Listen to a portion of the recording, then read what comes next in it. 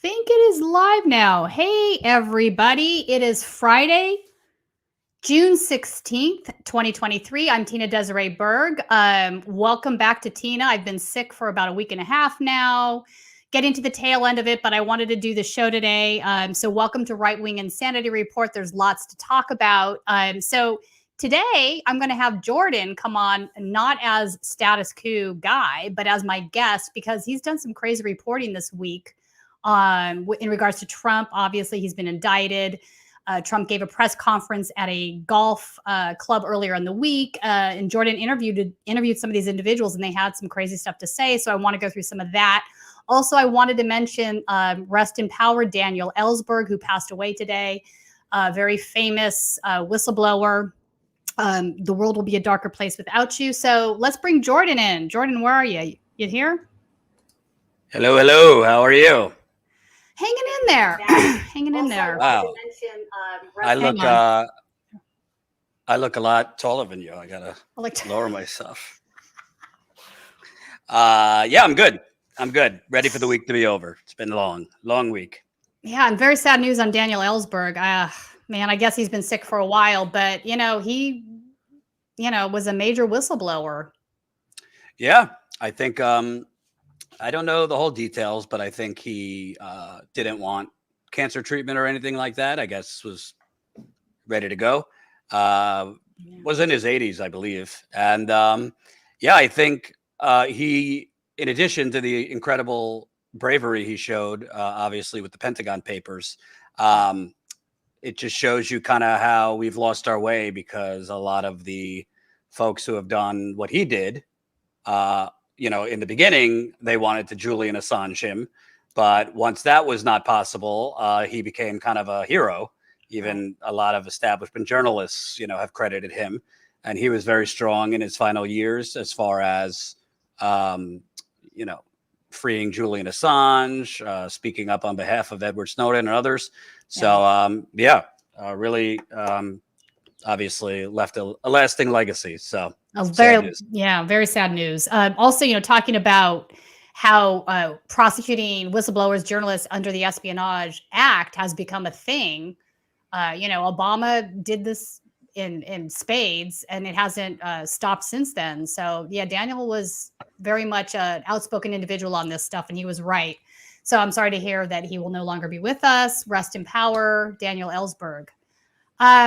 So Trump, let's talk about Trump this week, Jordan. You went to the golf club where Trump gave his press conference after he was indicted on the classified document case. I think that he's probably going to end up getting charged and being found guilty. I think some people are still in denial about that, thinking like presidents, they're above the law. Nobody actually goes after these guys in power. But we seem to be inching ever closer to that. This is the first time a president has been indicted. But more importantly, you spoke to some of his followers that seem to be in denial about a lot of things, that seem to want to only, adhere to facts that they like or that they find pleasing, ignoring stuff that they don't. And very interesting stuff. I think it's important that we hear what these individuals have to say, because we need to know how they're thinking. So let's play some of these clips and just kind of go through some of it. I get depressed sometimes. If this country isn't already dead, it's on the verge of death. The Democratic Party is utterly destroying this country. The Democratic Party has been completely corrupted. It's as if Satan has taken it over. Wow. The Democratic Party, there's always been some great evil force that has threatened freedom, dignity, and human existence and civilization throughout all of human history. 100 years ago, we called them Nazis. Today, we call them Democrats. Wow. We had back then, Hitler had his Gestapo. We've got the FBI. The FBI is completely corrupt to the core. And then we got groups like Black Lives Matter and Antifa and other such groups. They're the brown shirts. They're Ernst Röhm's brown shirts. So do you think, because you're comparing them to Nazis, do you think it's possible they could start rounding people up and sending them to their deaths? The feds have already been to my house twice and harassed me just because I was down in D.C. on January 6th. Okay. And I did not break into the Capitol.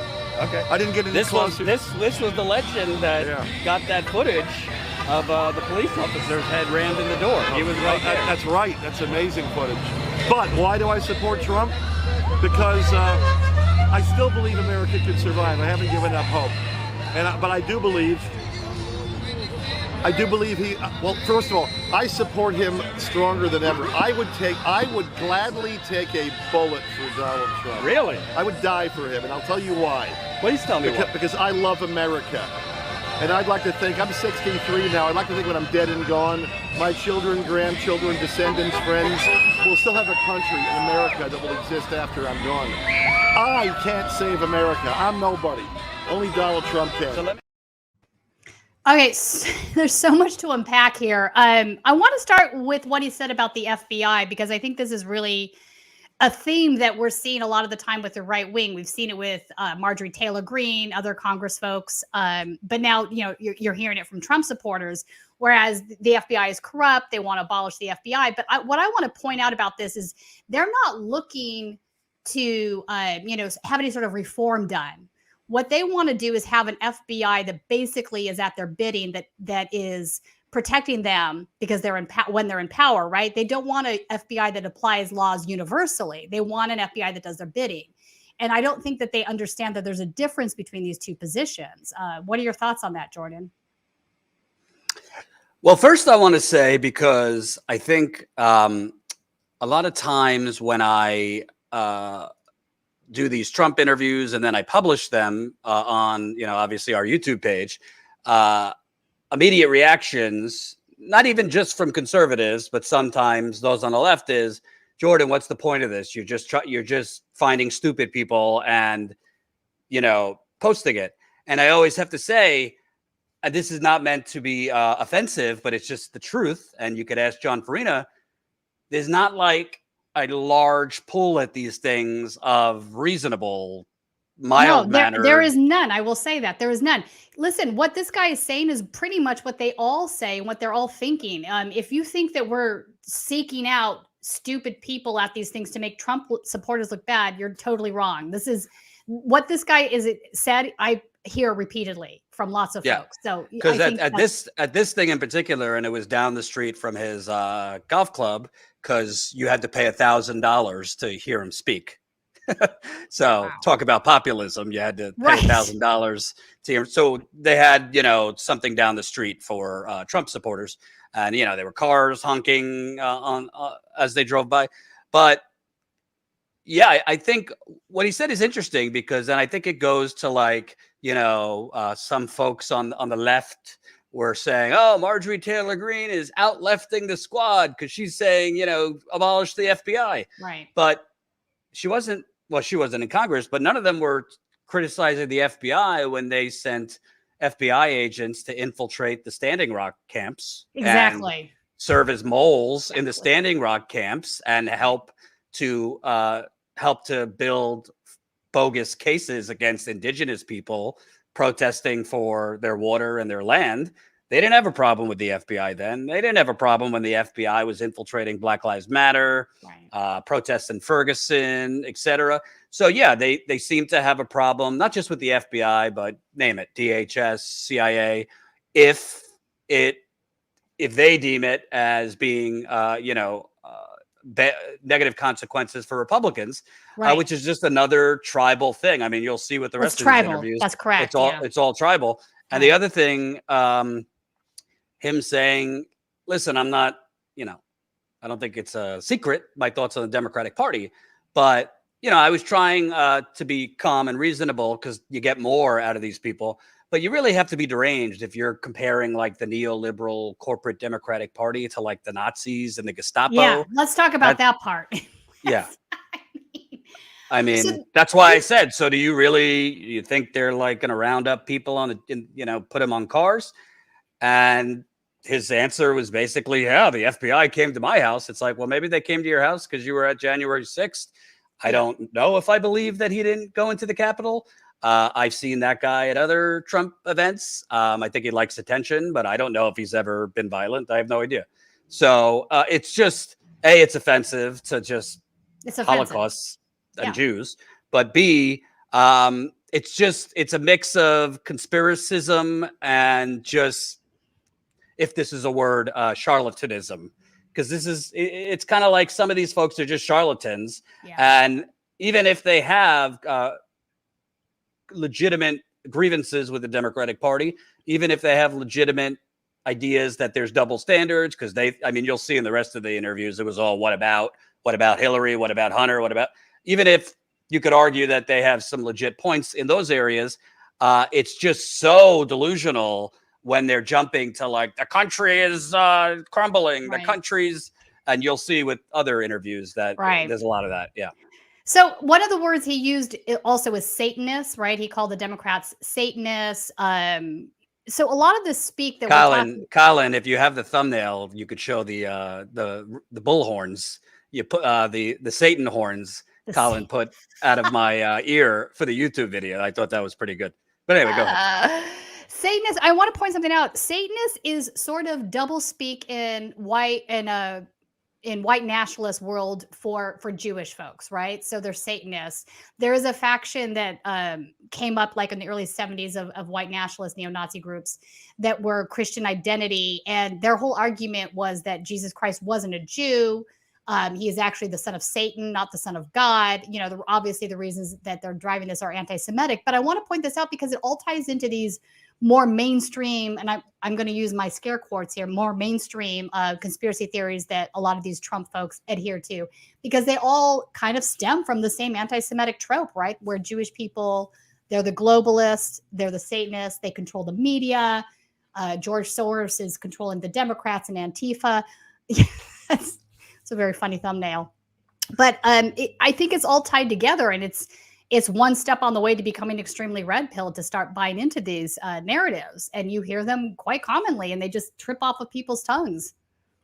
But what's interesting, and that was only a clip, the full video is up on our channel, but he kept, it's like when you actually push them on facts, and I've done this back in 2016, 2020 to Hillary supporters, to Biden supporters, they really stumble. In the beginning, he was saying, Trump ended the wars, and obviously he didn't. Not so I true. said, which war did he end? And he couldn't answer. Because he hasn't ended any wars. And then he said Afghanistan, and I said, well, actually Biden ended Afghanistan. It's the one good thing he's done. And then they went into it was a disaster. And any wars that ended with no bloodshed at the end or no chaos at the end? I don't. So it's just a lot of bluster. He doesn't really name any policies per se that Trump did so well on, but the Democrats have done so bad on. And this is coming from someone who I can't name a lot of policies I think Biden has done that are good. But it's just, I think there's like kind of three buckets of Trump supporters. You kind of have the charlatans and the megalomaniacs and the, want to be famous. I would say this guy is in that.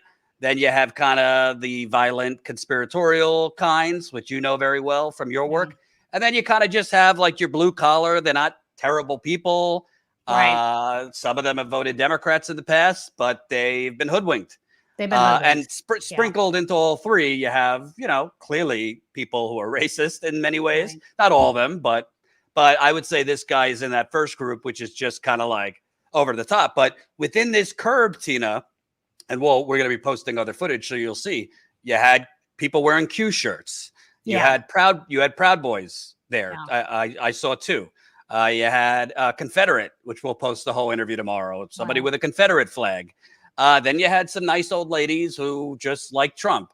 But yeah, I think this guy, it was very clear that he and most of these Trumpers weren't out there ranting about the terrors of the FBI when it comes to MLK, Malcolm X, Leonard Peltier. No, because they're fine with that. They just want law enforcement to do their bidding. And I keep saying this over and over because I think people really need to realize there's a difference between the leftists when they criticize law enforcement, FBI, local law enforcement, sheriffs, whatever.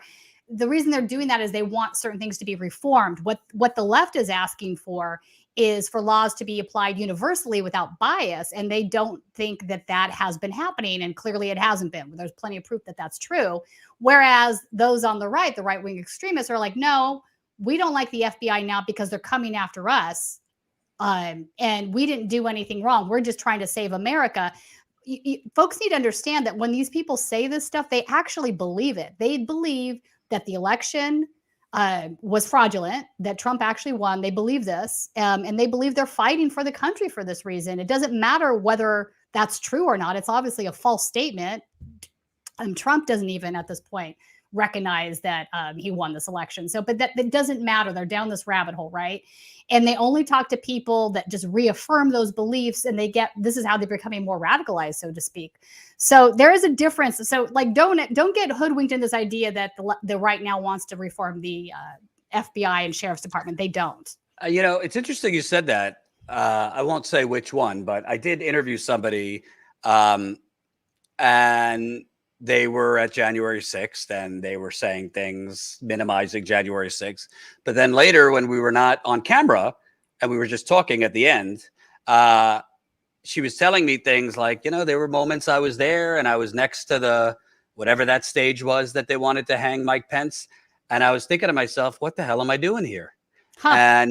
And she was saying, wow, these people are crazy. These people are crazy.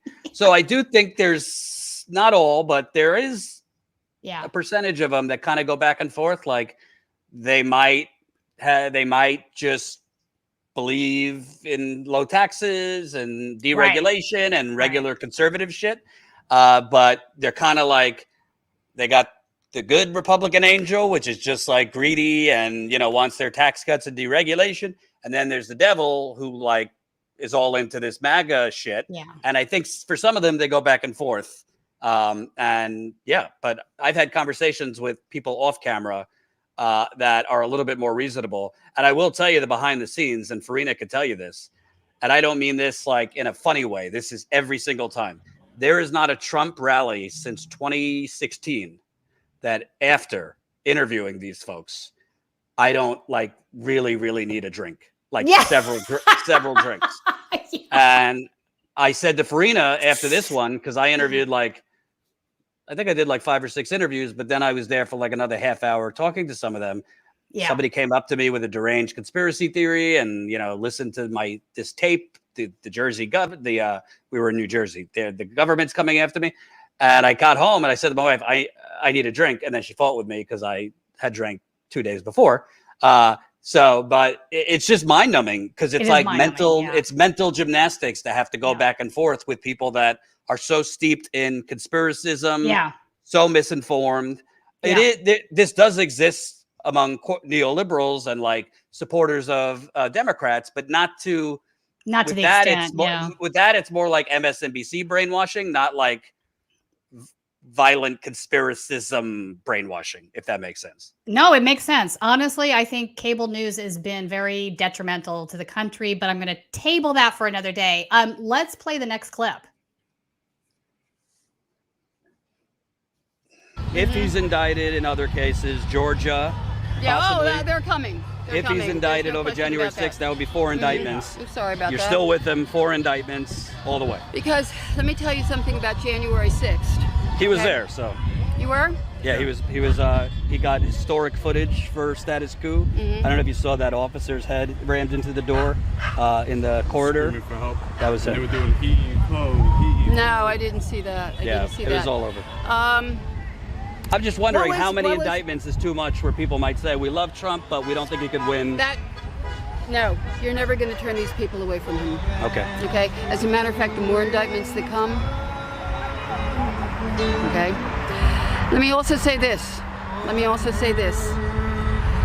What was the premise of January 6th? Was it a coup? Was it to overthrow the government? Was it to overthrow an election? No. The premise of January 6th was to simply ask Congress to take a step back, okay, and analyze the questions that 100 congressmen brought up, okay, about the 2020 election. That's what was asked of Congress. It was not asked anything else. Nothing else was asked. Well, the way you're describing is they asked them for tea to calmly talk. They stormed the Capitol while the certification was going on. So how could you say it wasn't to stop the certification? Who were the people that stormed the Capitol? Mostly Trump supporters. There was militiamen in there. There was actually people in police in different parts of the country came in.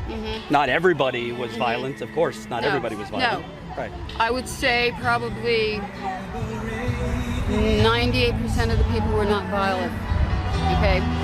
And they were there to ask that one question. But they weren't there to ask questions. They were there to stop the certification of Biden. They were there to ask a step back, to analyze. That's what they were there for. You were there. I'm done. You were there. Were they asking questions or no? I was there too. Yeah. I was there too. I was on the front though. I was there too. I was not in the front. I did not go into the Capitol, but I was there. I didn't see many asking questions. I saw was there. hang Mike Pence. I was there, and no. Okay, so that is some wild shit. Okay, two things here. Yes, there were kind of average Joe Trump supporters there at the Capitol on January 6th that had no intention in being involved in any violence or staging a coup or whatnot. That is absolutely true. Was it as high as 98%? No, that is absolutely false. And even in retrospect, if you were there and you were part of this group that was just like, I'm going to do a protest, I love Trump, blah, blah, blah, you would still have to be in absolute denial to not see the facts of the matter at this point, that yes, there were people that were violent, wanted to stop the certification of the election, wanted to go after Pence. None of that is hyperbole at this point. So I think she's kind of in denial. And I also don't believe that she didn't see John Farina's video. I don't believe it.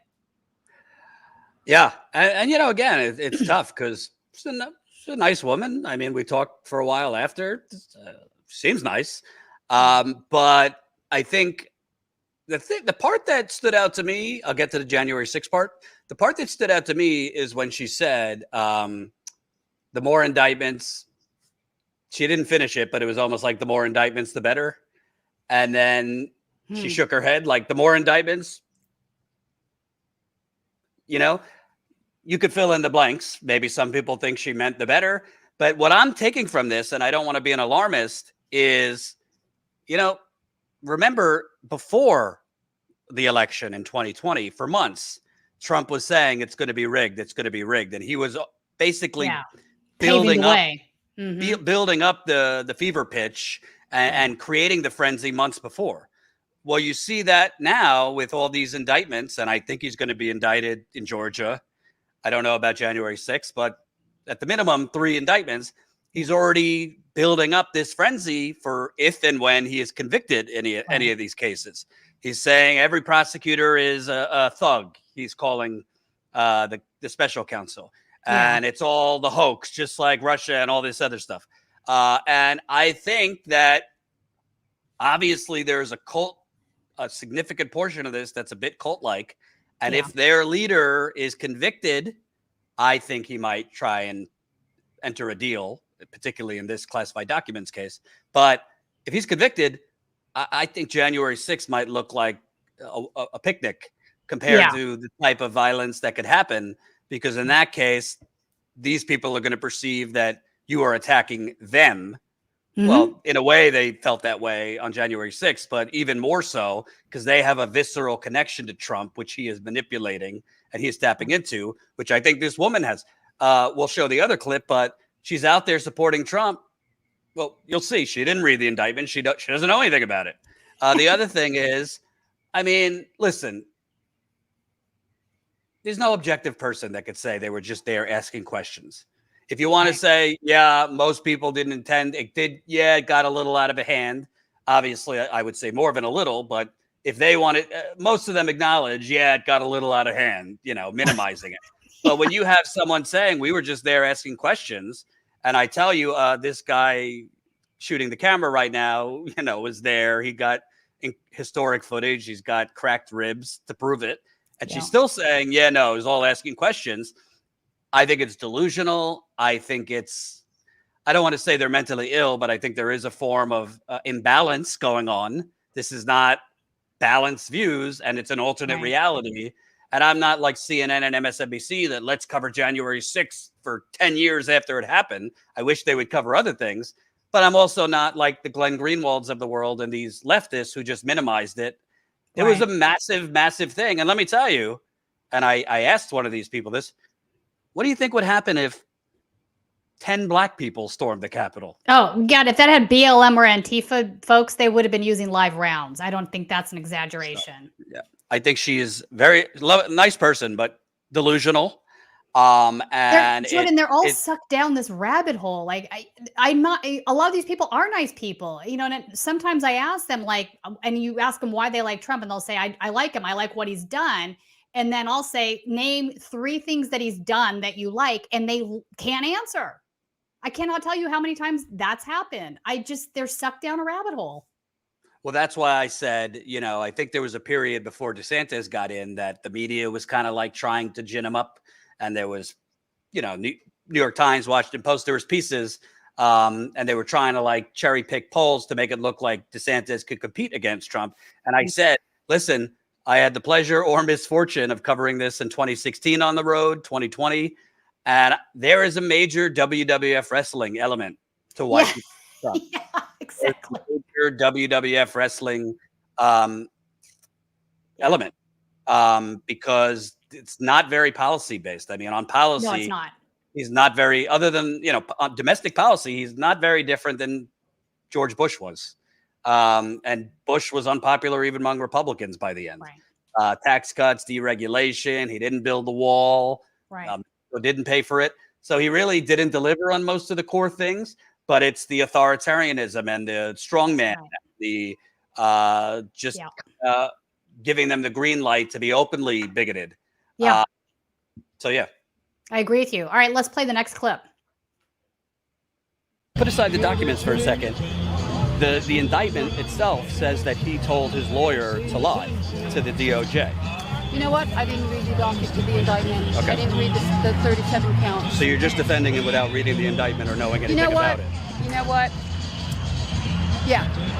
Okay, at least you're being honest. Yeah, I'm being very honest. Yeah. Because you know what? I have followed every single minute detail of Trump's presidency from the beginning to the end, to the travesty of January 6th, okay, to right now. And I'm up to here with the bullshit, okay? I'm so sick. I'm a 70-year-old woman. I'm so sick of the lies and the obfuscation and the infighting and the demonization of good people. Look around you. What is your name? Jordan. Jordan.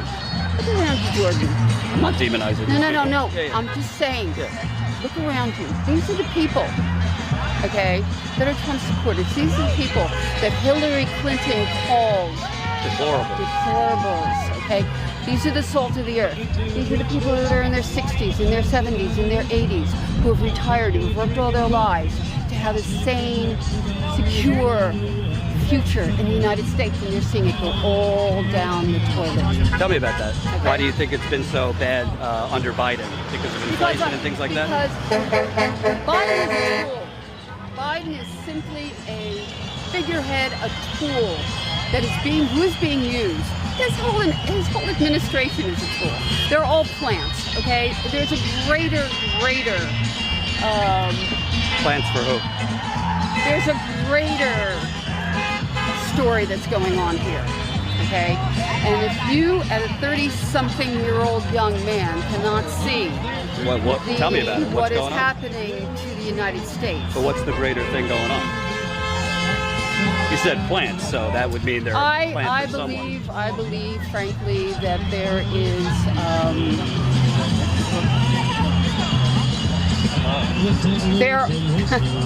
there are things in place right now to bring this country down to its knees. You're talking about. Like, what? She can't even answer your question. She's like, you can't look around and see what's going on. I just don't even, like, what is she talking about?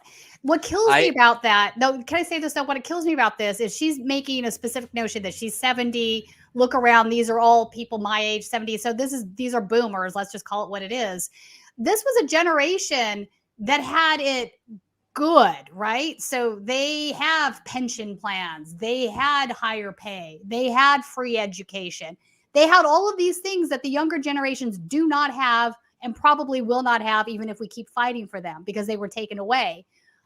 It kills me when I hear these boomers say this stuff, because getting bad for who? It's the younger generation. You guys climbed up the ladder and kicked the ladder out from underneath you. And now the people that are really suffering aren't you. Are you kidding me? Stop it with the martyrdom stuff here. Sorry, I had to say that. There's a lot to unpeel. There's a lot to unpeel. And thank you for the super chats. We'll definitely read them at the end, so keep them coming. Number one, this is not unique to her, but at least she's honest. I mean, they're out there defending him. He was in flight from Florida to Jersey after his arrest. They're out there specifically defending him over his arrest. She admitted it. She didn't read the indictment. She only has heard whatever Fox tells her. My strong suspicion is none of them read the indictment. People are busy. They're not journalists, so I don't expect them to read a 47-page indictment. But you'd expect them to know kind of some of the specifics about what he's being charged with. And she was just, I'm out here defending him, knowing nothing. And that kind of is all you need to know. It kind of is like it would almost be like you're going to defend him if he shoots somebody, even if you have the fingerprints, even if you have the DNA. I mean, obviously this isn't the same thing, but like, even if you have evidence, you're just going to defend him. So that was number one. Number two, I think something she said really gets to a deeper thing that is long predates Trump. And that is kind of a white grievance. Yeah, 100%. She said, look around here. Look at all these fine people that have been demonized. Right. And I'm thinking, who's demonizing these people? And I think what she means by that, and I think it's mostly subconscious, that a lot of and it's not just boomers, by the way. I mean, I've seen a lot of 20, 30, 40 white dudes with red MAGA hats 100%, at these events. Yeah. I think what they're saying in terms of the country's going down the drain or we're being demonized, I think subconsciously what they mean by that is too much is changing. Yeah. The golden era when we grew up of, white people, at the ice cream truck and, white folks running through their sprinklers and 2 cars in the driveway. And, people kept whatever weird shit behind closed doors. All that's changed with, the trans issue, as they call it, or LGBTQs or drag queens or Black people out there getting a little too rowdy. I feel this is, I don't think most of them would acknowledge it, but I think that's what their grievance is about. I don't really think, some of it is economic based, which honestly is funny because Trump it's funny as fuck. I mean, Trump and Republicans have been just as guilty as the Democrats in screwing them economically. Yeah, 100%. Although this generation, I'm just saying the boomers aren't the ones that are getting screwed and we're not screwed. Honestly, I think it's because they want to hoard their money. They were a generation that benefited from having a higher marginal tax rate on high income earners, right? So under Eisenhower, 90%. Highest even under Ronald Reagan, 50%. So 50 to 90% was the highest marginal rate for those years.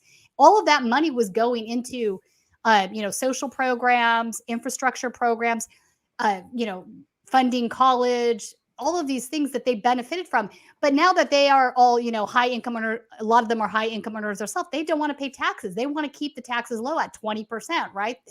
They don't want to be taxed at the same rate that benefited them when they were younger. And so a lot of it's just really, in my opinion, greed from these folks. And also, she did admit, others mentioned it. They keep talking about how bad, how the economy has gone down the drain under Biden. I mean, I pushed back with one of them saying the economy wasn't so swell under Trump. I mean, your idea of a strong economy is not my idea of a strong economy, but it's kind of selective amnesia because in 2020, at the beginning of COVID, the economy started tanking, and that was under Trump. I don't blame him.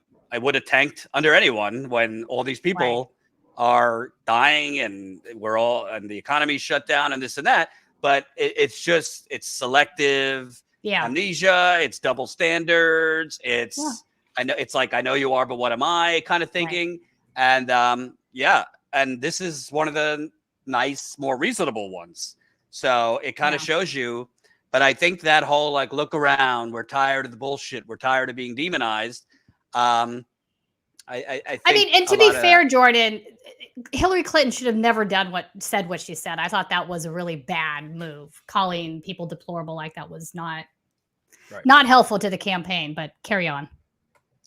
And by the way, 10% of those people voted for Obama. 10% of Obama voters switched to Trump. Yeah, they did. Yep. No, I think there's a real, I don't think they consciously think it's racial, but I think there's a white grievance element here. Because I agree. There was some pretty gross signs too that are in some of the other videos, like anti-trans, anti-this, anti-that. And yeah, it's just the more you go around, it kind of makes you feel like, the boomers' last stand for some of these. Yeah, there you go. All right, let's play the next clip. So, do you love this country? Yeah. Our country is being destroyed on purpose by someone who's a closet communist. But does that mean if he committed a that crime, means we're on the edge of civil war? So we better get this country back on track because we're being destroyed. Tell me about that. Why do you think we're on the brink of civil war? Because our economy is being driven into the dirt. We have no energy independence. The borders are open. We are being destroyed on purpose by globalist forces that control Joe Biden. China controls Joe Biden. Foreign interests control him. The 1031 just came out today, where Hunter talked to someone who's doing a deal with. Say that again. The 1031. It's an FBI document. Came out today, and they were talking about how there's a witness that has recordings of talking to Hunter. Joe Biden received $5 million. Can I ask you a question? Yeah. I hear a bit of a double standard here. Okay, wait. Hit me. So you just believe, and by the way, okay. I think Hunter Biden should. Did I read one it second, myself? One second. I think Hunter Biden should be indicted. So we agree. All right. I think Hillary should have been indicted. So we agree. Now we talk. Now, you just believe what you're saying. Yeah. Something came out today. I know what you're talking about. Okay. They haven't provided the evidence yet. Yeah. You just believe that, but when it's flipped around and there's an indictment that comes. Okay, Wait. I'm supposed to get the FBI document in my hands. No. I'm just supposed to read it myself. Let me finish. You believe, just because you think Biden is Lucifer, you believe this evidence against Hunter. However, with the indictment, you're saying cockamamie. I don't need to read it. It's all planted. Look, I need if there's recordings, I'd like to hear those tapes. Yes, you will. I would like. Yeah. Well, I would like to hear them. So let me ask you: if during the criminal case, if they have a tape, if they have a tape which is authenticated, that they authenticate that this is Donald Trump, and he's on tape saying, "I want to show you this, but it's classified. Sure. And I can't declassify it," which means he had documents. It's an admission of not being able to. Which means he it's had not classified documents. Yeah. Which legally, whether you agree with the law or not, he's not entitled to have them as a former president. Yeah. Do you think he should not be prosecuted, even though that would be a crime, because these other people weren't? Well, that would be evidence of something he did wrong. I don't think Donald Trump is an infallible creature. Okay. I'm not so Donald Trump that I don't think he, as a human being, can do something. We can all do something wrong. That would be not good. Right. Not good. That would be evidence of something that's a crime.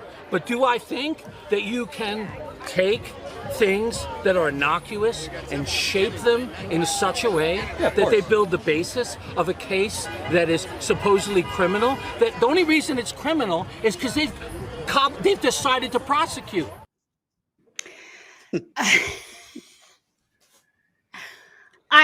There's so much to unpack on this one. This is actually, out of all the clips, this one's my favorite. So that was when I really was like, I need fucking booze a drink. now. Yeah. So this guy packed in all of the buzzwords: globalist, communist, blah blah blah, all of these things. But note how aggressive he is at the beginning of this interview. Right? We have to save the country. We have to save it from the globalists. We have to save it from the communists. It's the evildoers, like all of this, language. But then when you start to unpack what it is that is wrong with the country, what it is that we have to be saved from, he can't really give you any details except that Trump's the good guy. Yeah, later on he brought up the George Soros too, so that was expected. Of course. Yeah. Yeah, I mean it's I couldn't tell you because obviously he's passionate. He's got the Trump #1 shirt on. I mean, I don't know any planet other than Fox News where Joe Biden is a communist. Yeah, he's not it's like ridiculous. I would take I would take kind of a, left of center at this point. I think he's kind of right wing. But yeah, it's completely delusional. It's not based in facts. When he was referencing the FBI 1021, which is basically just unverified, like raw intelligence, which he must be getting from Alex Jones or something. It just shows he didn't really clarify what it was that he was getting at. They're willing to just jump on whatever they are receiving that is anti-Biden or anti-Hunter. And they're not scrutinizing the facts there. But with the Trump indictment, I mean, there was somebody, I don't think you could hear him, but there was another guy there saying, oh, the audio's AI. It's not really Trump's voice. So it's kind of like there's a complete double standard and mentality for what I'm willing to believe and what I'm not. If it's Hunter Biden, he's guilty. I'll believe anything, no matter what. By the way, and I got shit because you can't win. You're either going to be criticized by the right or then criticized by the resistance left or resistance liberals, because some resistance liberals picked up these clips on Twitter, like kind of the MSNBC crowd, but then they got bothered that I said Hunter should have been indicted or Hillary should have been indicted. And my standard is, would I be indicted for what they both did? Yes. Yes, I agree. Then they should be indicted. I agree with you, Jordan. I think they should all be indicted, every last one of them.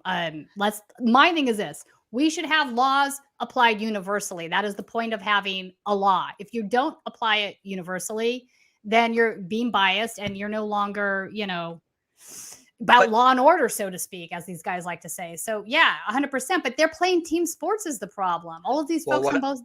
Go ahead. What I was about to say is, if we got like a body language expert on here, there's a psycho element to this, psychological element to this.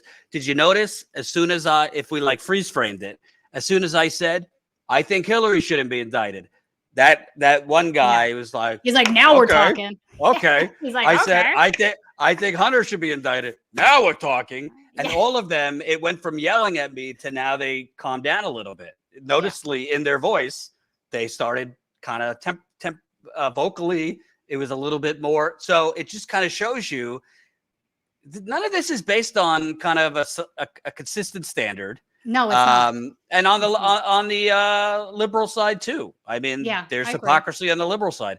So this is what happens when a polarized media, radio to cable news to now the podcasts and all that kind of just make politics and into like a sports team sports. And it's like you're on blue team or red team or this and that, but there's no, and if you're like a journalist, let's say the referee, you're supposed to kind of call balls and strikes, i.e. the facts, but everybody's is playing with different balls, basically. So welcome to post-truth America. And the other thing is when they're kind of saying, well, I'd like to listen to the tapes. I'd like to this, I'd like to that. Okay, so until we get the tapes, if you're out here defending him, particularly without reading the indictment or really knowing the details, then you're basically, most of them, I would assume, think that the DOJ is making up facts in the indictment, which is a crime in itself. You can't, in a legal document, you can't invent that there's audio. You can't invent that these are the documents. They either are or they are not. So that's why I was kind of pushing back on some of them, because they kept saying, like, I don't believe what's in the indictment.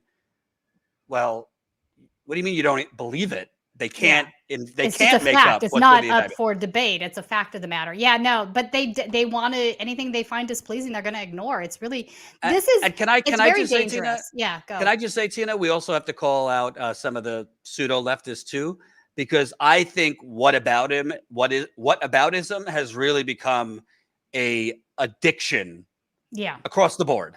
I agree. And I've seen, the Glenn Greenwalds of the world and the Jimmy Dores of the world and a lot of these, whatever you categorizing them now as, almost like, well, not almost, basically minimizing and defending Trump by saying there's a different standard and there's a different, and this is an abuse of the Espionage Act and blah, blah, blah. And they didn't indict these people. The bottom line is two things can be true at the same time. Right. First of all, I don't think what Hillary Clinton, I think she should have been indicted, but I don't think what she did is anywhere near this. Trump, and by the way, Trump was not prosecuted for taking the documents. That's what I don't think a lot of people, they only prosecuted him for stuff after he was subpoenaed.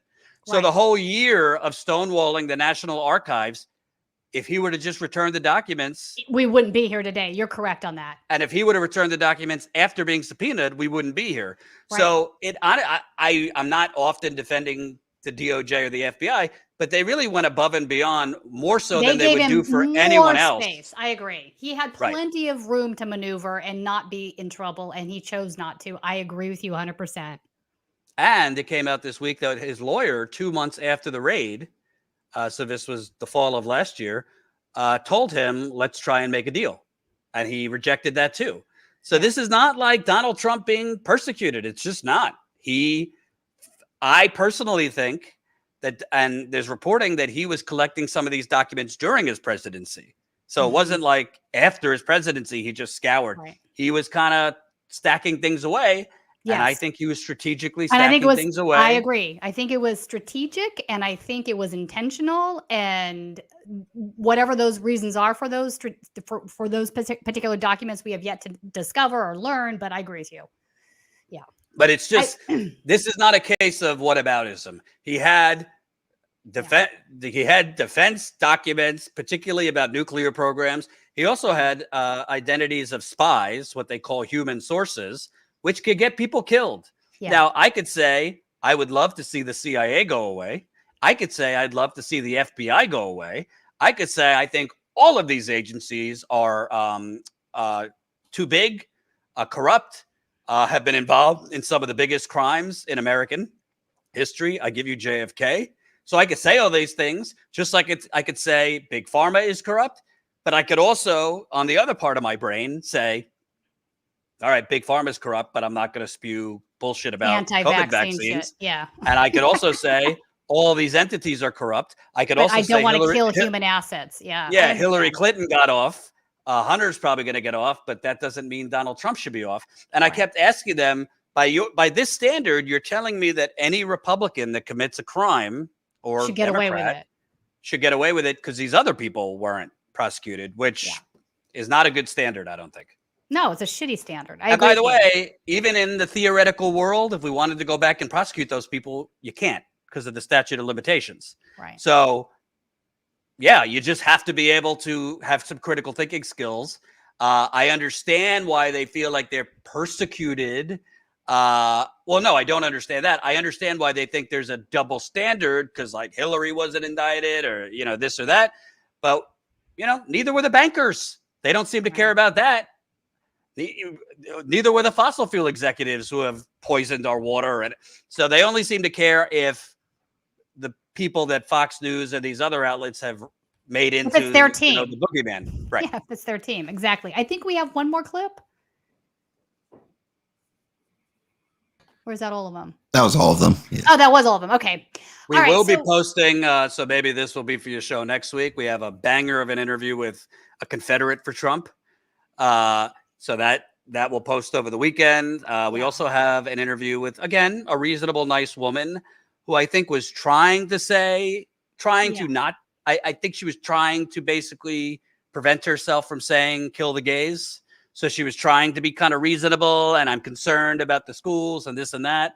And I kind of got her over to my side because I was pushing back saying, wait a minute. So you're so passionate about parental rights in the schools. Right. But then you want to dictate if parents could bring their kids to a book reading where a drag show's there. It's one or the other. Either parents get to choose what to do with their kids, whether you agree with it or not, or they don't. Exactly. And I also brought up, because she had a problem with the LGBTQ stuff in schools, which there is no LGBTQ stuff in schools. So I said, so do you have a problem with Texas is now trying to change the law to force the 10 Commandments to be taught about in public schools? And she's probably okay with that. She said she wasn't, but I think she was. Really? Yeah, I think she probably is. All right. So now we're going to move on to our next segment. Can I just add, Yes. to the 200 people watching? Please, please, please. We need you to support us to continue doing this. We do plan on going on the road. Not a crazy amount, but for the campaign, we will cover, Trump to a certain degree. DeSantis will probably cover Cornel West's campaign, which he has to win the nomination now for the Green Party. But assuming he does, we'll cover some of Cornel West's events. Maybe Marianne Williamson. I haven't decided on RFK because I don't know if I really want to focus on that craziness. And that all takes money, even just this, which wasn't too far from where I live. You got to obviously pay John, the cameraman. So all these things cost money. So please, if you're not yet a Status Coup member, we're sending Tina back in a week or so to Georgia to cover another week of action against Cop City. So all of this stuff costs money. And we just had a big expense buying a brand new live view for over 15 grand. So if you like what you see, we're doing kind of the Trumper kind of stuff, but also important, substantive stuff. So that's statuscoup.com/join. Yes, become a member. All right. So right-wing insanity isn't just for Republicans. This is something we've had a few segments on in the past show. I wanted to bring you on to talk about this today because you've been obviously you've been covering Flint, Michigan for a long time. You broke the news on the water problems there. But now there's another developing story in Kalamazoo that's been ongoing for a while now. And a lot of what you see coming from the Attorney General, Dana Nessel, and Governor Whitmer is symbiotic with what you would see Republicans do. So I want to talk about this. Let's start with your reporting on the subject. So basically, tell us a little bit about what's going on here. I know you have a couple of interviews we're going to play, but again, this is poisoned, toxic stuff. It's in a mainly Black neighborhood, so it's environmental racism and whatnot. But talk us a little bit through what some of the main points of your reporting here is. Yeah, so I was covering this for a few months before I went down there. There's a paper mill in Kalamazoo, which is been there for decades, and it's releasing, just hazardous is an understatement, literally poisonous levels of gases right into the Black part of Kalamazoo. Somehow, despite this paper mill, which is a multi-billion-dollar company, by the way, it's international graphic packaging, Starbucks, McDonald's, you name it, they get their packaging from this company. Despite this company being fined by the Michigan Environmental Department, having been caught leaking contaminants into Kalamazoo River, which is already very contaminated from a massive oil spill over a decade ago.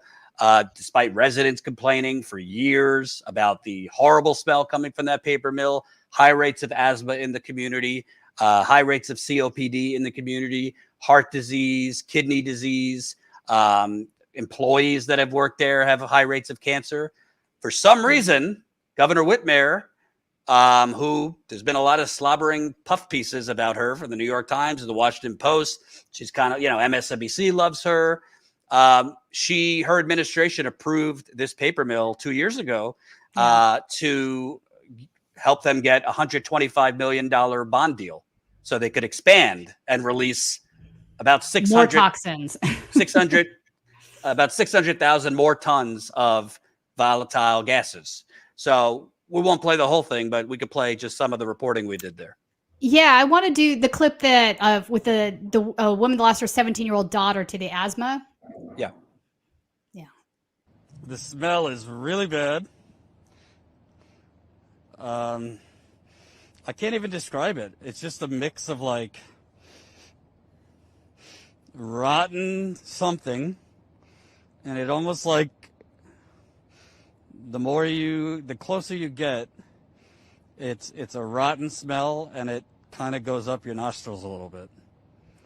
And this is at whatever time it is now, probably 6 o'clock. What is being released from that plant? There's over 30 different toxic gases and chemicals: sulfur dioxide, hydrogen sulfide, methyl mercaptan, all kinds of VOCs that cause cancer. The list is so long. Toluene, The list is long, and every single one of the toxic gases or toxic chemicals cause a disease like cancer, respiratory disease, kidney disease, you name it. Daughter to an asthma attack. Then she was 17. Then I found my son unresponsible. He couldn't breathe to an asthma attack. Now, due to that, my son has a trach. He's on 24-hour oxygen, and I have a life support machine at my house. How old is your son? My son is 32. And he fight every day to stay alive. And my daughter was 17. And I have asthma really, really bad. And my daughter's twin sister has asthma really, really bad. She stay in the hospital like every 2 days. I have to take her to the emergency room to get a real good asthma treatment. Now, how close do you live to the plant? I live right around the corner. Right around the corner. And I've seen video, we aired it, where you basically could see it from your porch, and you were hacking your lungs out. What was this, like 2 in the morning? Because it's a lot worse at night. 2 in the morning, 4 in the morning, 5:30 in the morning, 8 at night, 7 at night, 5 in the evening. It's like after 5 o'clock it gets worse. The steam or the smoke comes out. But after 5, 6 o'clock, they really put it on torpedo, and it just fill up the whole sky. It looked like the... That is just horrifying stuff. So paper mills are very toxic in general. They use a lot of chemicals to make the paper. So I don't think that that's necessarily breaking news, but they expanded the paper mill based off of this bond you were talking about. What has Governor Whitmer done since then? Has she been silent on the issue? So basically, and kudos, I think, to us on this one. The residents, a couple activists demanded a health study. The health department was dragging their feet for 3 years. Should have been done within a year. And after our report there, and a couple of videos kind of went viral on Twitter and YouTube, they released a study which showed that they were releasing hazardous levels of hydrogen sulfide. I think the study is very shoddy because they only looked at all the other chemicals. They only looked for 3 days in 3 years. But yeah, it's probably worse than what they're already acknowledging. But Governor Whitmer has she has not responded to our requests. I've reached out 4 times. From what I've been told, other outlets have reached out. She's running out the clock, basically. She won't respond. And people from the health department have told residents, basically off the record, our hands are tied. We can't do anything unless the governor kind of declares a public health emergency, because the health department and the environmental department don't have the authority to shut down the plant or relocate the plant. The governor would have to declare some type of public health emergency, but she's too busy, making pleasant videos about how Michigan's open for LGBTQ people and going on MSNBC and really focusing on those identity issues, which you and I fiercely advocate for LGBTQ people and those issues. It's not a problem. It's a good thing that she's saying those things, but it's a bad thing that it's a distraction. It's giving off the impression that this person's, for us, and this person's for the vulnerable, because she's out there saying, if you're an LGBTQ person being persecuted elsewhere, come to Michigan. Well, what about the black people being poisoned in this town? Not to mention Flint, which is still being poisoned. And she has abandoned Flint. She walked back her campaign promises to Flint. So this is kind of an example. There's different forms of insanity, right? There's the conservative Republicans' insanity, which we just showed. But I would call this insane that a governor is doing nothing. And she's spending her time on, Jordan, it sort of highlights where the third way neoliberal, the Clinton faction of the Democratic Party, it sort of highlights where they join in the same mission as the Republicans do, right? So privatization, supporting corporate America over, anything else, right? It's this idea that the market is the ultimate moral arbiter of things, right? So this is something that these folks have embraced, and this is the natural outcome of that, right? So yeah, I agree with you. So right-wing insanity, for me, right-wing insanity is like, are we embracing right-wing ideals? Are we embracing right-wing ideology? Are we doing things that are detrimental to the, the vast majority of Americans, et cetera, et cetera. So yeah, I do think that this is crazy. So you think and by the way, could you just imagine for a second if DeSantis was doing the same thing? If this was going on in Florida and DeSantis had approved a, paper mill that was a known polluter and poisoner. By the way, I didn't even mention in 2015, they mysteriously took the data off the website. In 2015, almost 2,000 Black infants under the age of 1 died in Kalamazoo County. This is the neighborhood Black people live. 90% of Black people live on the north side. Almost 2,000 people died in 2015. I don't know what the numbers are after that because they took the data off the health website. So MSNBC would be apocalyptic, rightly so, if that was DeSantis, yet a Democratic, folksy governor from the Midwest is basically standing silent, which is complicity in my view. I agree. Doing nothing. And I think she's doing nothing because if she starts talking and speaking out or doing something, well, the obvious question is, why the hell did you allow them to expand? Right. In the first and place. I don't want to get too in the weeds, but her economic board, which approved this, the last mayor of Kalamazoo, who was in the pocket of this paper mill, was appointed to her economic board right after. Of course. Yeah. Of course. Yeah, that's totally on brand. So did you want to play the so Dana Nessel, she's the attorney general? Yeah. So Dana Nessel, who is gay, married to a woman. For those in Flint, you know that she's basically just tanked the Flint water criminal investigation. Yet she's got time and energy we could show the video. Okay, let's play that. Times are tough for LGBTQ communities around the nation this Pride Month. 500 anti-LGBT. Florida Governor Ron DeSantis signed Missouri, which banned gender-affirming care for minors. LGBTQ kids and adults feel unsafe and unwanted.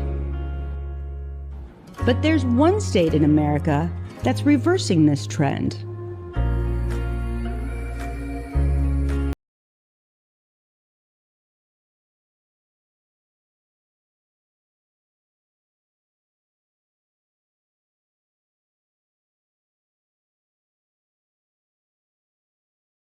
No matter who you love, how you identify, or how you express yourself, you have a place here in Michigan. I think you get the point. You get the point. Yeah. I mean, I love the messaging here. I think we should be more inclusive of LGBTQ rights. I couldn't get that out for some reason. But if you're only doing stuff like this, but you're not putting any sort of, anything behind fixing what's problematic in your state, like what's going on in Flint, what's going on in Kalamazoo, it's just a Band-Aid, right? So why is she abandoning the Flint prosecution? Well, that seems crazy to me.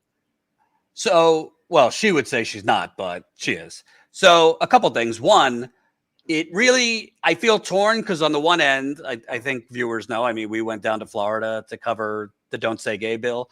I strongly agree with the message, and I think it's a good thing to put out that kind of message that whether it's LGBTQ people or other people being targeted, that you're welcome.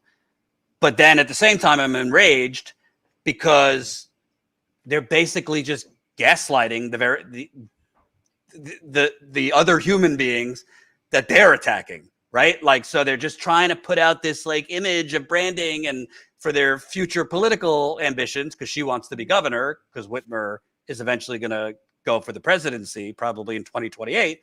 But it's like, on one breath, how do you kind of balance that dance of just fucking vulnerable black people, but then let me, go do my pom-poms for the LGBTQ community. To break it down, because I don't have another hour, basically Dana Nessel, which she ran for Attorney General in 2018, said that the prosecutors that were prosecuting the Flint water investigation at that time were inept and incompetent and taking too long, even though from my reporting, they were doing a good job. From my reporting, they were at that time building a case against the former governor, Rick Snyder, a Republican, building a case against him for involuntary manslaughter, like the top Serious charge charges, you could charge. yeah. Yeah. And she got in there. It's never really been done before that I could tell. I talked to lawyers who said they'd never seen anything like it. She fired all of them, the special prosecutor, the chief investigator, most of their team. Then she dropped all the charges against top officials, claiming that the charges and prosecutions were, destined to lose at trial, even though two of the cases against two of the top officials, a judge had already ruled that they had to face jury trial after a long pretrial. And it was after that, just one thing after the other. She recharged some of the officials that she had dropped the charges with, but she recharged them with lesser crimes, and she removed financial charges over bond fraud. So it was just, and then cherry on top last year, this Michigan State Supreme Court threw out all the cases and all the charges that Nessel's office charged because the Supreme Court, not like in a partisan way, it was 6-0, like conservative and liberal judges said that she violated the Michigan Constitution by using a one-man grand jury to charge them. A one-man grand jury just means a judge, and it's not a process used often. Right. So basically, I mean, when I asked Flint residents the last time I was there, they think it was intentional. She just how would she not know that? I mean, she would know that would be the case. Why wouldn't she use a normal grand jury? Yeah, you're right. That makes no sense. So it's just whether it's gross incompetence or something else. It's pretty hollow when you're out there trying to frame yourself. And Whitmer, she didn't cause the Flint water crisis. She wasn't in there, but she did promise when she ran, I'm going to reopen the free water stations. She did not do that. She told the former mayor who asked her for help in getting money to replace residents' interior home plumbing, which was badly damaged. She told them the state legislature has Flint fatigue. Well, you're the governor. Why don't you fight for the people if the Republicans have fatigue in helping the people? So, it's just it kind of goes to show you on one end, I'm not going to knock them for being good on LGBTQ issues. I think it's a good thing they did push and successfully repealed right to work. So it's not all bad, but on life or death issues, on environmental justice, on justice period, from what I could tell, they're in on the cover-ups. Yeah. This is not my opinion. This is sources I have. I believe that Nessel, whether it was just incompetence or something worse, you got to understand there's a conflict of interest here, because on one end, the Attorney General of Michigan is prosecuting, her office is prosecuting the bad guys that poisoned Flint and covered it up. But on the other end, they're defending the state. They're attorneys from the Attorney General's office that are defending them. So there's a conflict of interest. And also, let's say that they threw the book. Let's say that they had charged Governor Snyder for involuntary manslaughter. Let's say that Dana Nessel and her team went forward with the financial charges, because the prosecutors she had fired, they were building a RICO case against officials, state and Flint officials. If you go and throw the book at them criminally, financially, you don't think the settlement is going to go up? The civil liability is going to go way fucking up. And who's going to pay that? The state of Michigan. The state, yeah. And, that might be the issue right there, Jordan. Yeah. So at the end of the day, and Whitmer was on with Lawrence O'Donnell last night. Of course, no liberal kind of corporate journalist ever asked any of these people, Whitmer, Nessel, about Flint, about Kalamazoo, about other issues that are not identity focused or Republicans are bad focused. MSNBC has had Nessel on quite a bit to focus on things she was doing against the fake electors, stuff she was doing related to kind of white supremacists and domestic terrorists. It's not to say she shouldn't be doing that. That would be the job of the attorney general as well. Right. But they're never challenged on how is it that you, the governor, your administration approved this paper mill that was a known. This is not pollution. This is literally poisoning a community. Right. And now the white part of town is feeling it once they've expanded. So there's white people on the west side who are complaining now because they're getting headaches when they walk their dog and their eyes are burning. Right. How is it that you have Dana Nessel on, but you don't ask her, can you give us an update on the Flint? On Kalamazoo, yeah. So, yeah. Or Flint. Yeah, either one of them. It's a different form of insanity. And in this case, there's lives at stake. Yes, it's not good. So we're going to continue to keep track of that too. I wanted to bring up a second topic in this genre of right-wing insanity isn't just for Republicans. Mayor Adams, your mayor there in New York, he has now forced through privatized Medicare plan for retired New York City workers, overruling Lander's rejection. So there's been an ongoing battle over this for a while. But for folks that haven't been following this, let's get through the article. We can give some commentary on it. But Mayor Adams used executive authority Thursday to enact his controversial Medicare Advantage plan for the city's retired municipal workforce, overruling comptroller Brad Lander, who has refused to sign off on the private health insurance switchover. Last week, Lander announced he had invoked a rare comptroller authority to block Adams' contract to shift the city's roughly 250,000 retired workers into an Advantage plan administered by private health insurance giant Aetna. Lander pegged his move on concerns about the legality of the Advantage plan as a group of retired city workers are actively suing Adams in Manhattan Supreme Court to prevent him from implementing it. In a statement Thursday afternoon, Adams dismissed Lander's argument and said he had used his executive power to overrule the comptroller's rejection. That allows the city to move forward with its plan to eliminate traditional Medicare as an option for retirees in favor of switching them into the new Advantage structure effective September 1st, Adams said. We are clearly within our authority under the charter to deem this contract registered, and we look forward to working with Aetna to ensure a smooth transition to the plan for our city's eligible retirees and their dependents, Adams said in a statement. Joined by most of the city's public sector union leaders, Adams has said Advantage is a win-win because he estimates it saved the city $600 million in annual healthcare costs, thanks to it being subsidized at a higher rate by the federal government than traditional Medicare options, while continuing to provide rigorous benefits to retirees. But thousands of retired teachers, cops, firefighters, and other municipal workers say Adams is wrong, and he is wrong.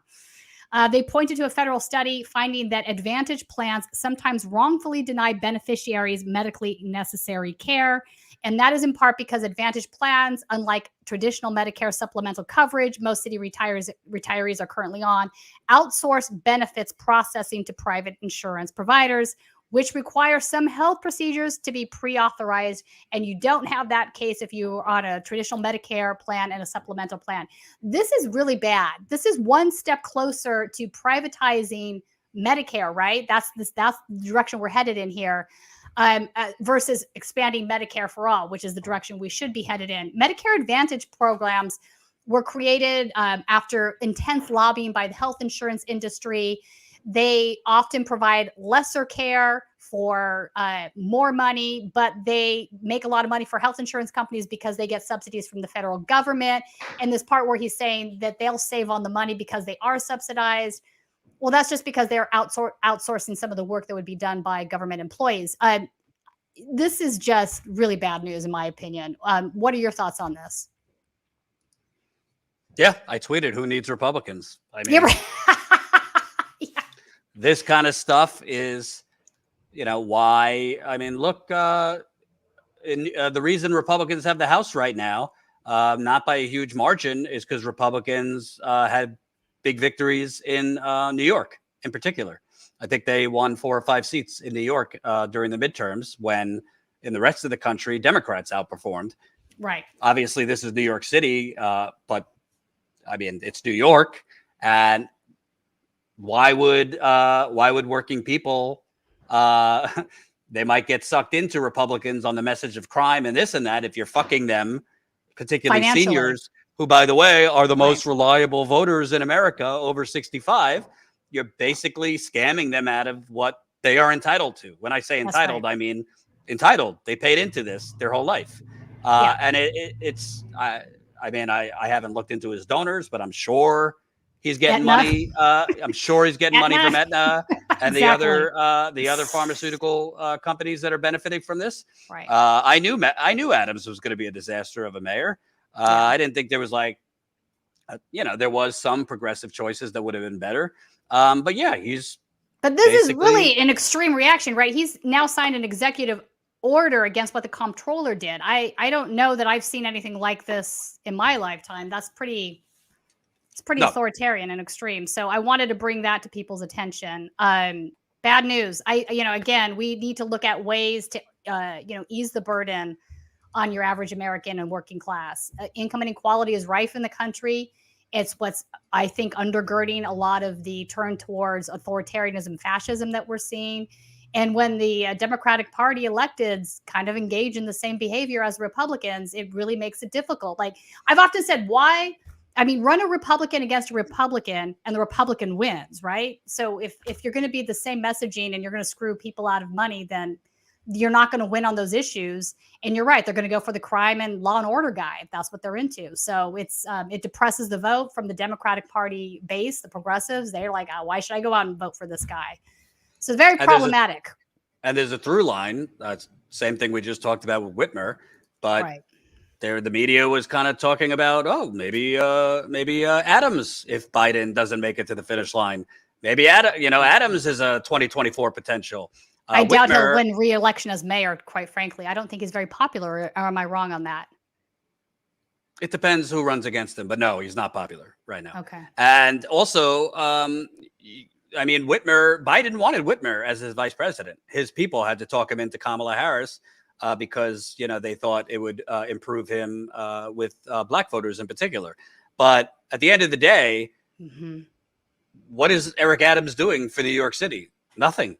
Crime is out of control. It's not like the way Fox depicts it. A lot of it is more theft and shoplifting because people are starving. People are starving, exactly. Right. This is driven by economic issues. Again, we're back at what are we going to do about the income inequality, which should be first and foremost. And his main priority is to get people back to work in the offices because the companies want them back to work because they're paying for the offices. Rent. Yeah. And he's pushing that he's basically almost pushing it like it's immoral to work from home. So yeah, he's a right winger. It's terrible. And, it's immoral. It's an evil to work from home. Really? That's what we're doing.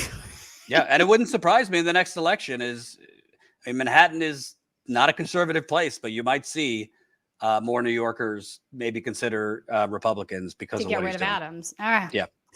All right. With that, I do have to go help. Right. Put time my baby down. We got Right Wing Insanity Roundup, just a couple of videos. We always end the show, Jordan, with Right Wing Insanity. So I'm going to make you suffer through some clips here. First clip on Right Wing Insanity Roundup. Are we looking for a future where there's going to be such a thing as a Christian suicide bomber? You want to know why the Muslim faith has had its advancements? It's because the Muslims were willing to die for their belief. They were willing to strap bombs to their chest. They believed in the afterlife. God, give us some men and women that'll get a hold of some passion in their spirit that says, I will lay down my life for the gospel.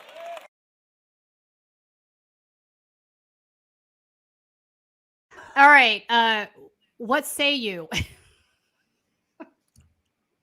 think I'd like to know what he's drinking and taking. Yeah, it's just. But, you know, I got to point out, Christian nationalism is becoming more and more radicalized by the week. I was not surprised to see this video. It's just the next level on the ladder, right? So if at He's some also point, He's also not accurate about Muslims, but that's neither here or there. No, that's neither here nor there. I'm more concerned about the fact that he's basically saying, why aren't we doing something similar, right? And it wouldn't surprise me at some point if somebody did do something similar, to be frank with you, because that's how extreme these Christian nationalists are becoming. I wanted to show this photo. There was a rally, protest, whatever you want to call this, in front of the Disney in Orlando, Disney World in Orlando at the entrance. For folks that haven't seen this. So here we've got DeSantis 2024 flags, swastika flags, anti-gay signs. Like this, to me, this photo right here kind of encapsulates where the Republican Party is really in 2023. I think Shannon Watts's statement there was pretty spot on. All right, and then we have. I will say with that, yeah, there's a reason DeSantis doesn't say anything. Because he wants their support. This isn't the first time there were Nazis and like literally neo-Nazis outside events with DeSantis signs. It's not a hard thing to say, I disown that. I don't want them as I don't want those people supporting me. You're in the threads. If you would say that, a lot of them, maybe they would say, oh, he's just saying that.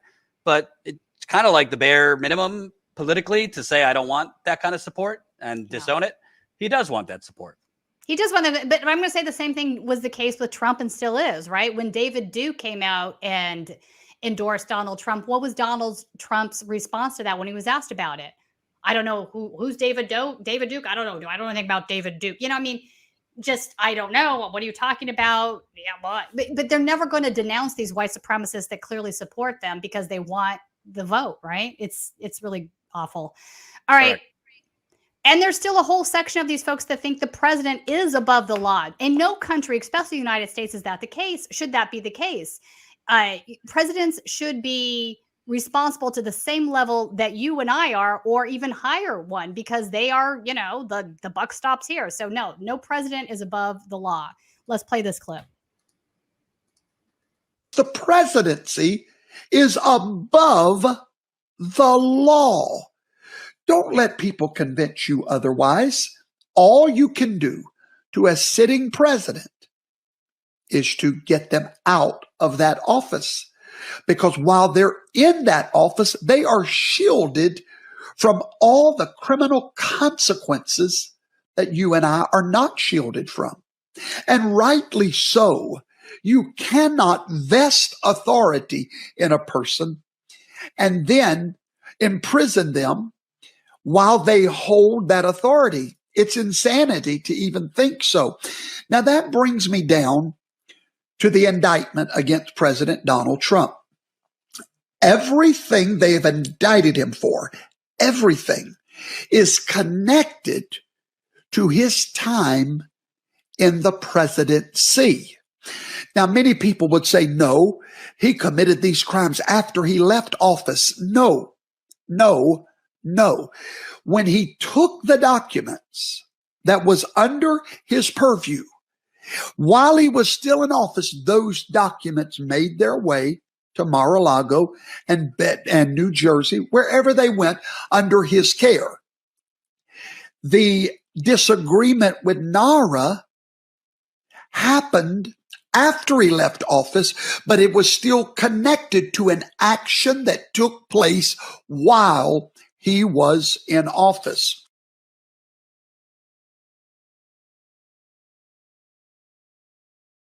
Okay, this guy hasn't read the indictments either, apparently. But I wanted to point out more concerning here is that he's saying you can't vest somebody with authority and then expect them to not be above the law. That's absolutely insane, unless, of course, you're in love with like fascist dictators. Yeah, I mean, in one end, Merrick Garland found that Trump obstructed justice, but there was like the DOJ. It's not a law, but it was like the norm of not indicting a sitting president. But no, I mean, if they break a law like murder or, you know, fraud or something like that, they should be prosecuted, even in office, because that's how you create dictators and autocrats. If that's right, if the laws don't apply to them when they're in office, they're just going to break the law. And yeah, the guy's wrong. I mean, Yeah, he's flat out this, wrong. this was not for stuff with him in office. Like we said, the indictment doesn't even go after him until after the subpoena. So he got like a get out of jail free card for a year, basically, when he was stonewalling the National Archives. Exactly. And our last video is just Monica Crowley saying some seriously batshit crazy stuff. We've been under a political and ideological Marxist assault now for nearly a century. Began in the 1930s. It's a KGB operation. And we're now at a real tipping point. But there is a spiritual dimension to this war as well. There's something much bigger going on here than just Donald Trump versus Joe Biden, right? Or Donald Trump versus Ron DeSantis. This is happening on a much higher spiritual plane. And it is God versus the enemy. It's good versus evil. And I'm so grateful for all of you, what you do every single day on this network and on this show, calling people's attention to the real nature of the enemy here. And, you know, to Dutch's point, everybody else here has made this point, a lot of demons are making themselves known. And that shows us how totally unafraid they are of us, because there hasn't been real pushback in any meaningful way.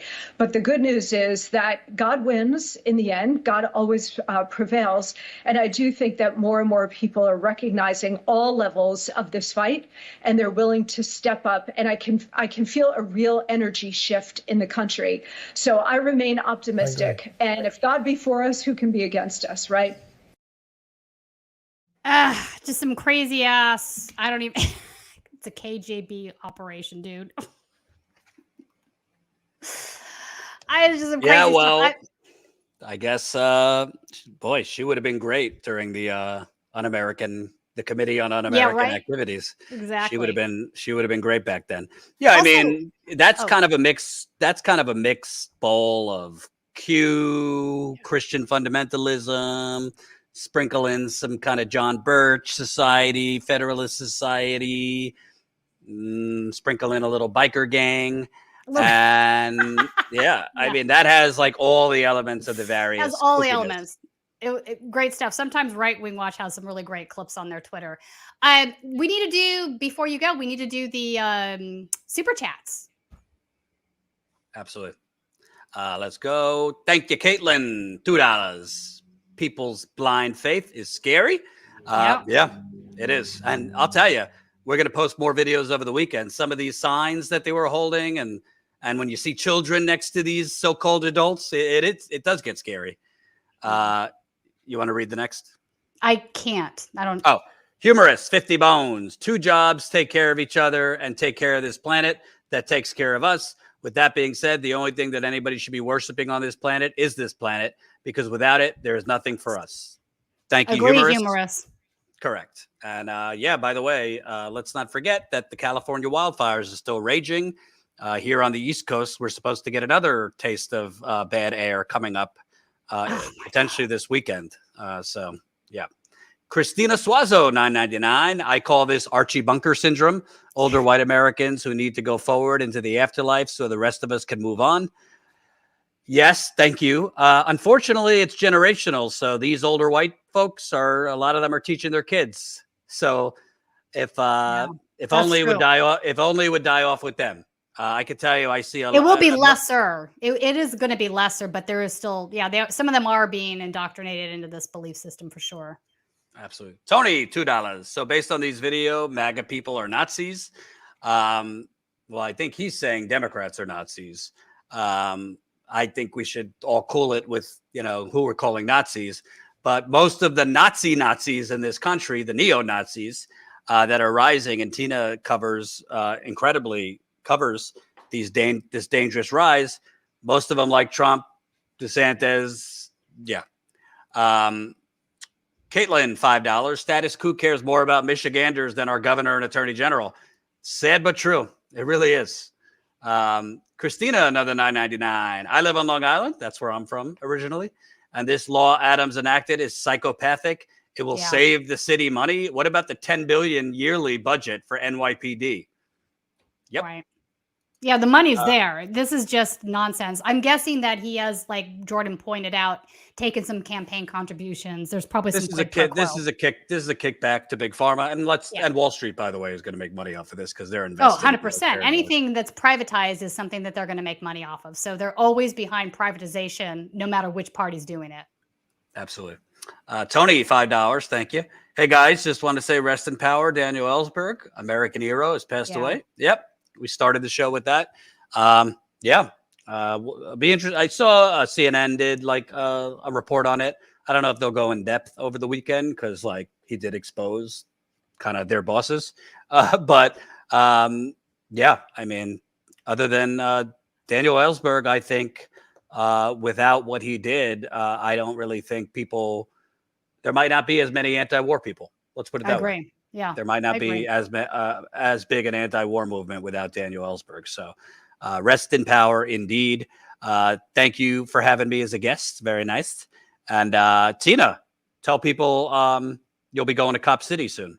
Yeah, so I think 7-8 days from now. So soon enough. Yeah, so we'll be covering the next week of action there. So just, this will be the first week of action that they've had since the city council did vote to fund what amounts to way more than $30 million for the Cop City to be built. So I don't know that it's still going to be built. I think they've started to try to do construction again. I think things could get kind of crazy.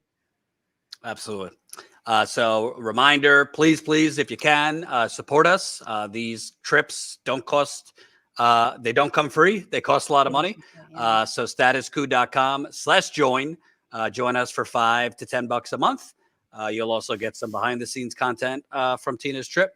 And we will have other videos this weekend, more videos from that Trump rally, among other things. Thank you for braving it, Tina, who's still recovering from whatever the hell you got. COVID, could be bird flu or whatever else going around. And we'll see you guys next week. Have a great weekend.